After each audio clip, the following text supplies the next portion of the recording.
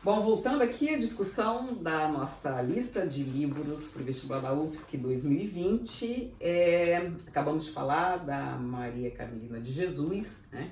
E vamos aproveitar fazer o gancho e tratar de duas obras de uma forma assim conjunta, que é a Os Melhores Contos, de Lígia Fagundes Telles, e também o livro de poesias da Angélica Freitas, Um Útero do Tamanho de um Punho, né?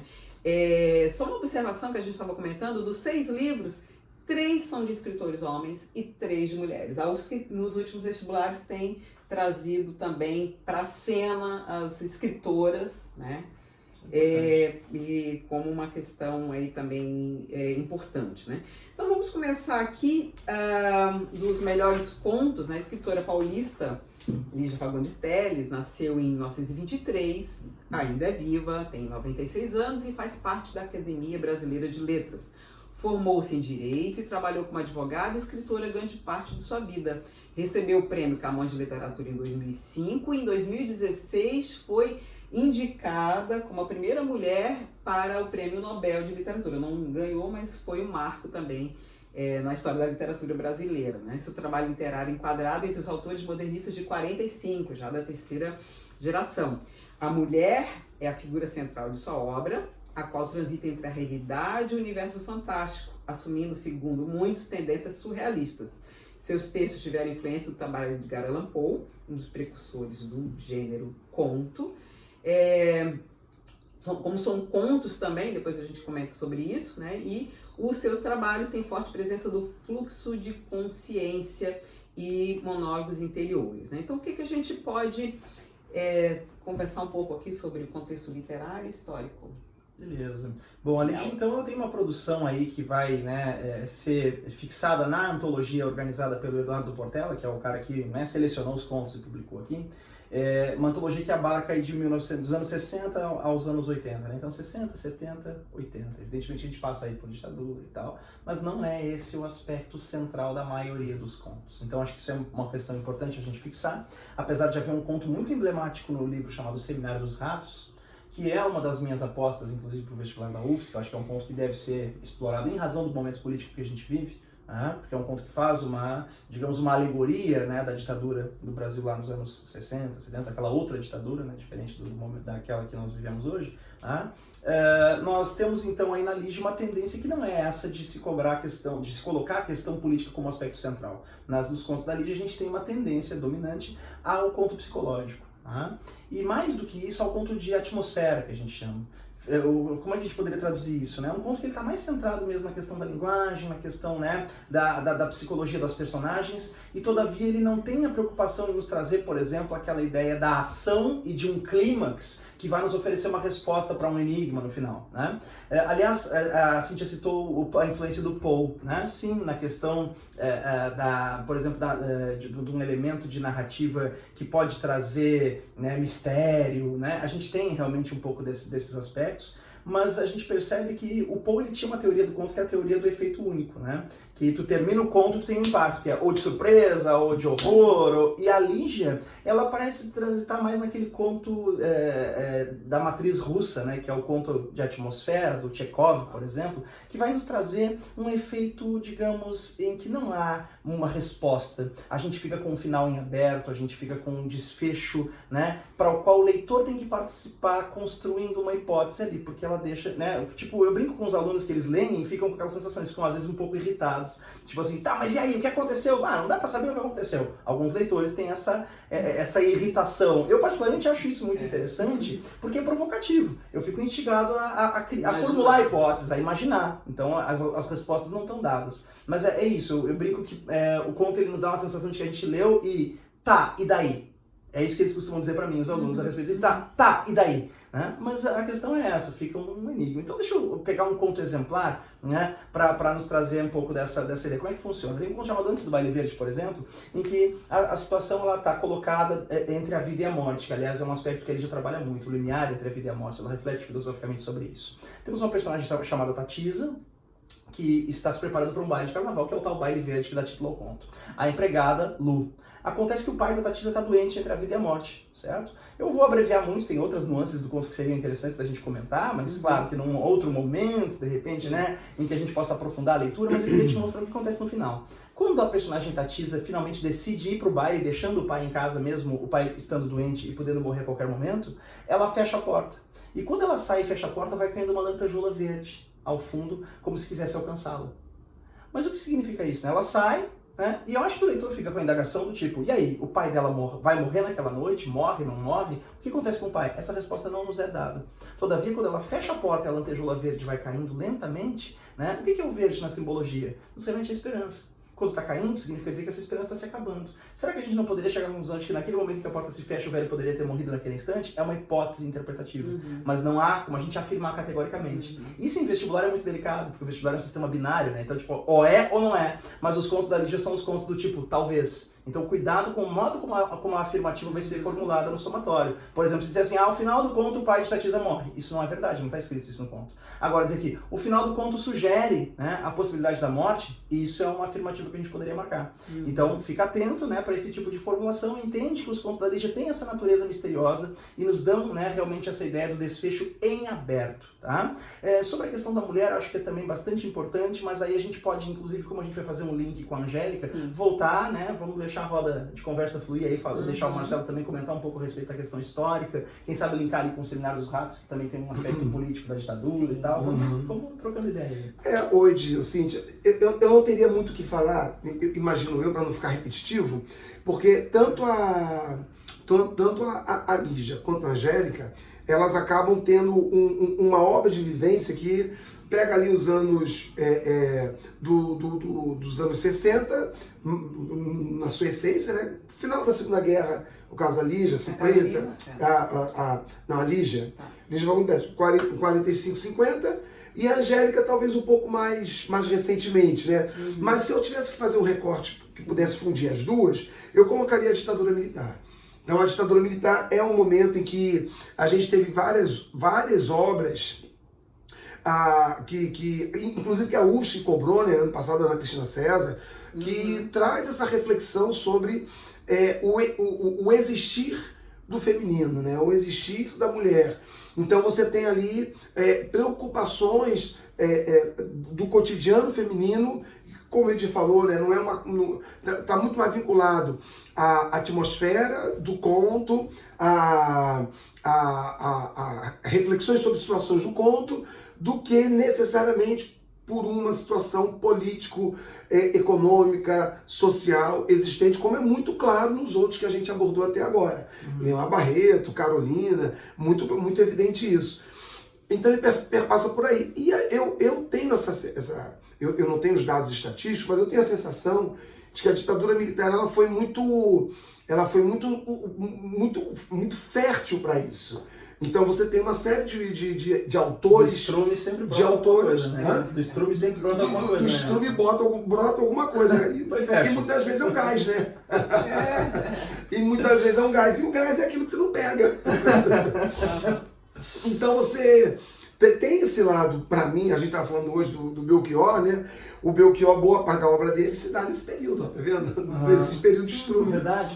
Né? Então, essa questão do êxito, não é... Eu estava recentemente trabalhando, podemos até caminhar por aí, né? O caso ali do movimento Beat, né? Nos Estados Unidos, né? Eu vi o Kerouac ali na tua estante, onde a preocupação maior do beat, que depois vem os hippies, por exemplo, é com a família. Não é com a família, não é em denunciar a família pobre ou a família rica. Família, para eles, valores, né? É um problema, porque os valores de cultura. Vai estar o machismo, o preconceito, o racismo, vai estar numa família rica ou numa família pobre. Então não há uma discussão tipo de família, né? No modelo familiar que foi constituído. Então, na ditadura militar, eu tenho para mim que isso foi muito fértil. Se destacou muito isso, se revelou muito isso. Não sei se porque havia uma censura muito direta sobre aquilo que fosse abertamente mais político, né? Ou se realmente havia essa preocupação. Mas eu vejo as duas caminhando pela ditadura militar, e a ditadura militar, sempre lembrando, né, faz ali aquele trapéziozinho de linha do tempo, começa com a ditadura se consolidando, aí vem o AI-5, aí você tem o período maior de repressão da ditadura e de maior violência, e depois, já em plena crise econômica, aí os militares já precisando passar o poder, porque não tem solução, porque são incompetentes, eram incompetentes para isso, se esgotou aquele modelo, e o que eles tinham que fazer já tinha sido feito, que era entregar ao grande capital o país. Então você tem a decadência da ditadura. Então, pontuar bem isso aí, né? Castelo Branco, Costa e Silva é o começo, Médici é o auge, aí Geisel já é a decadência, mas ainda temos ali como marco o AI-5, e o Figueiredo é a parte final desse movimento, dessa ditadura militar, né? Então eu destacaria um cuidado maior do estudante nesse período da ditadura militar. Antes até da gente passar para Angélica Freitas, que também vai ser interessante a gente fazer essa junção da questão do gênero, eu queria destacar na Lígia, para a redação, que é a questão do conto. A UFSC, volta e meia, além da dissertação tradicional, ela às vezes alterna, te dá a possibilidade de escrever uma crônica ou de escrever um conto, né? Então isso é bem presente.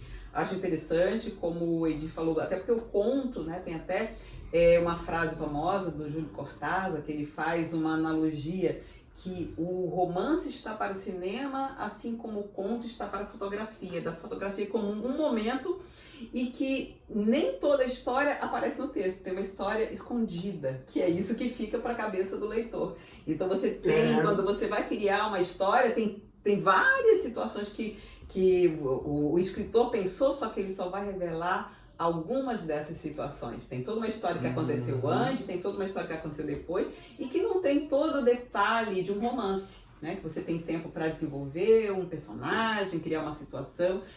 No conto não, é papum. Também ele dá tem uma outra frase famosa para pensar aqui um pouco sobre o conto, que enquanto romance, ele comparando com a luta de boxe, né? Enquanto romance ganha o leitor por pontos, o conto ganha por nocaute. Então você chega ali e pá, e acabou, e já chega direto em ponto, né? Então acho que o gênero conto é um bom gênero para o aluno exercitar a escrita, porque volta e meia é cobrado. Eu senti, pode acontecer, já que tem essa ideia, por exemplo, do desfecho em aberto, tem a hipótese de pegar e ter uma proposta, quem sabe, se trabalhar, dar um final, né, um clímax para a história e tal? Pode? Eu acho que pode, né? Aqui na UFSC eu nunca vi, não me lembro de ter visto. A Federal do Paraná, ela apresenta às vezes propostas assim, porque são várias historinhas que você conta, quer dizer, são várias redações, micro-redações, na Federal do Paraná isso pode ser mais comum acontecer. Então. Porque na Federal do Paraná o cara faz umas 10 redações, né? Uns 5 gêneros mais ou menos. Então, mas são 5 linhas, 10 linhas. Tem uma síntese de um gráfico, tem análise de um quadrinho, de uma caricatura, né, de uma charge, enfim, né? Agora já fazendo o gancho aqui com a Angélica Freitas, que é o nosso livro mais fresquinho, aí, o representante da escrita contemporânea, né? Gerou polêmicas, vamos comentar aqui. Um livro de poemas, todo ano cai a poesia, né? Angélica Freitas, poeta gaúcha, nasceu em Pelotas em 73. Seu livro ecoa a voz do feminismo, dialoga com a linguagem multimídia da internet, né? O livro destaca e questiona o que é ser mulher, a sua função reprodutora ao lado das lutas pela legalização do aborto. Para a autora, a poesia do livro coloca em xeque o papel doméstico da mulher e o machismo e patriarcalismo mais aparente na pequena cidade tradicional gaúcha de Pelotas, né? Agora em setembro, bem fresquinho, né? Aqui, esse livro foi alvo de uma moção de repúdio por um deputado aí, que eu não vou nem dizer o nome, da extrema direita catarinense, para não dar força para a pessoa, né? Não foi votado por falta de quórum, mas ele queria propor uma moção de repúdio de censura à Universidade Federal de Santa Catarina pela indicação desse livro por ferir os valores da família católica, religiosa, enfim, né? E aí vai para a gente discutir também qual é o papel da arte também de questionar esses valores, né? Então vamos aí ao debate sobre Angélica Freitas, né? E aqui...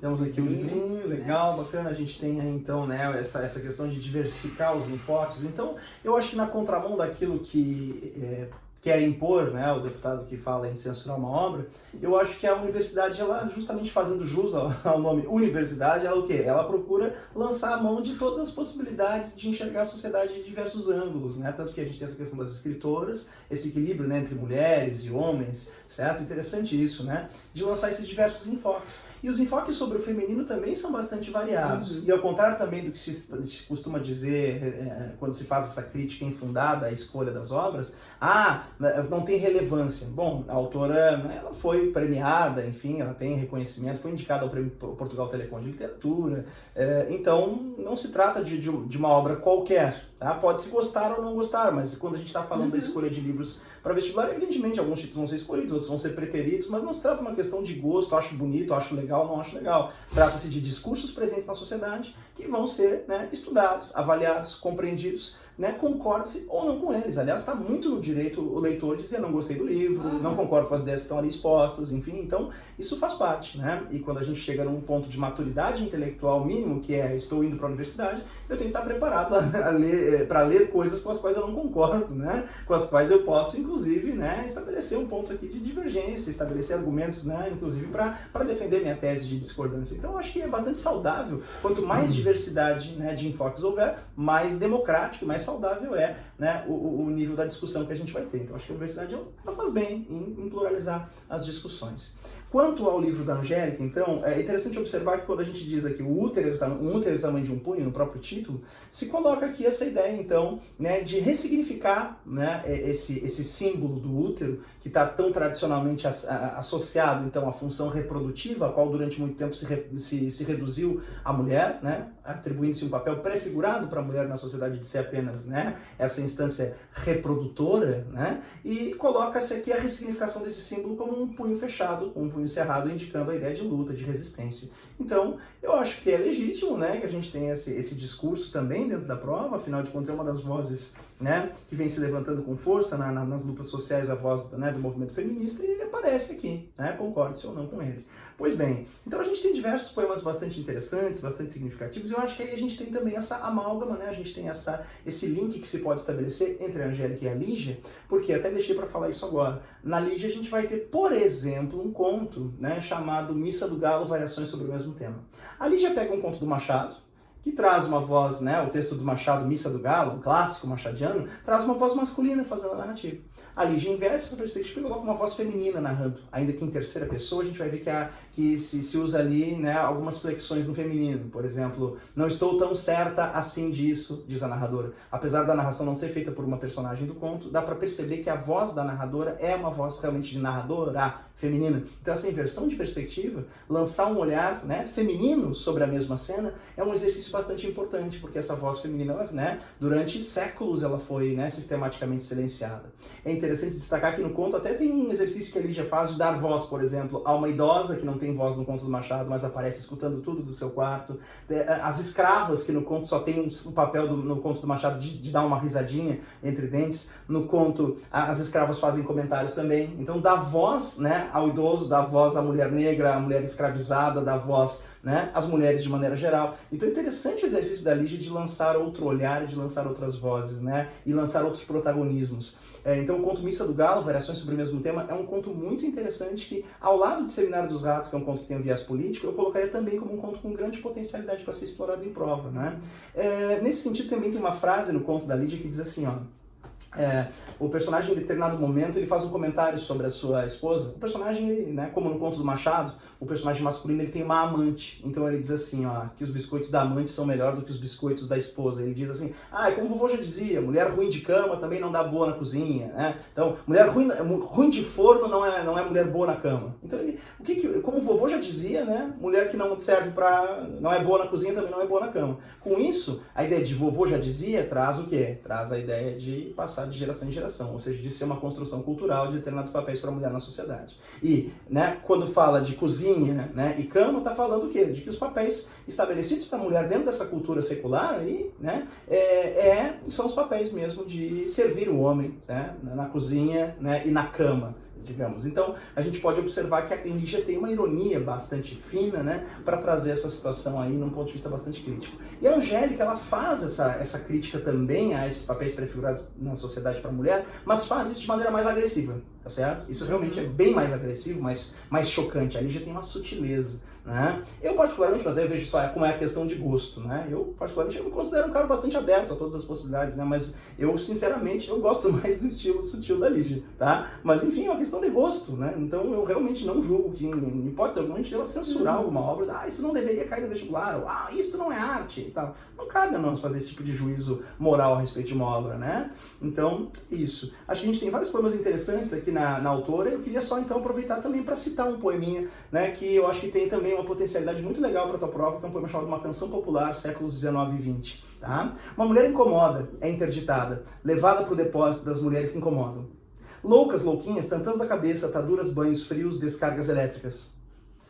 São porcas permanentes, mas como descobrem os maridos enriquecidos subitamente, as porcas loucas trancafiadas são muito convenientes. Interna, em terra. Interessante esse jogo de palavras no final, né? Interna em terra, comunica com aquilo que a gente viu no Lima Barreto, né? Que é a questão da internação, a questão de uma espécie de aniquilamento social, feito, né, com base mesmo nesse juízo de valor dos grupos dominantes da sociedade. Quer dizer, quem é que não é conveniente, então? Né? Então, a mulher que não submete aos ditames da sociedade patriarcal era costumeiramente internada. E aqui, né, a gente tem essa reflexão feita pela autora. Tem vários poemas interessantes, os jogos que ela vai fazer aqui, por exemplo, ela diz, uma mulher boa é. Então, ela começa a trazer... Pra internet, né, os conceitos. também, né, a questão do Google, né, poema feito com auxílio do Google. Ela vai trazendo, né, digamos, aqui, alguns clichês ou algumas, né, construções que são clichês na sociedade a respeito da mulher, só que o papel da Angélica é desconstruir, né, esses clichês ou esses papéis pré-figurados para a mulher na sociedade através de uma linguagem que eu diria até uma linguagem bem direta, agressiva, né, mas também com um humor ácido também, fazendo muito uso da ironia, tá? Então, muito interessante. Eu acho que vale a leitura para a gente poder se inteirar mesmo das diferentes perspectivas que há sobre o feminino na sociedade atual.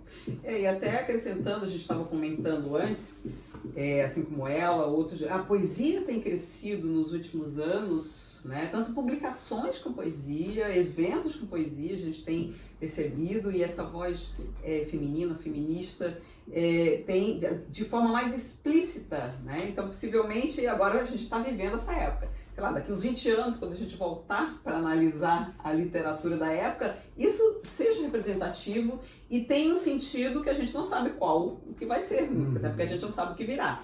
Né? Quando a gente olha lá a poesia marginal dos anos 70, estava dentro de um contexto político do que veio a ser aquele período, aqui também eu acho que tem algumas coisas que estão sendo desconstruídas, né? E que possivelmente a gente imagina sempre que a gente vai para frente, mas agora a gente olha assim, meu Deus, estão voltando, né, algumas questões anteriores, né? Não, como eu comentei antes com a Lígia, para a gente não ficar repetitivo, é isso aí. Eu acho que ela transita como a gente já tinha comentado até em off, né? Ela, como a Lígia, vai transitar no feminismo e historicamente falando, né? Eu vou até aproveitar já que eu vou falar isso no Péricles. Talvez um tema muito importante seja aí os anos 60, o movimento hippie, né, e a libertação da mulher com o anticoncepcional, né? Então, foi o que eu falei da Lígia, faço aí, transfiro para a Angélica. Então é isso, legal. né?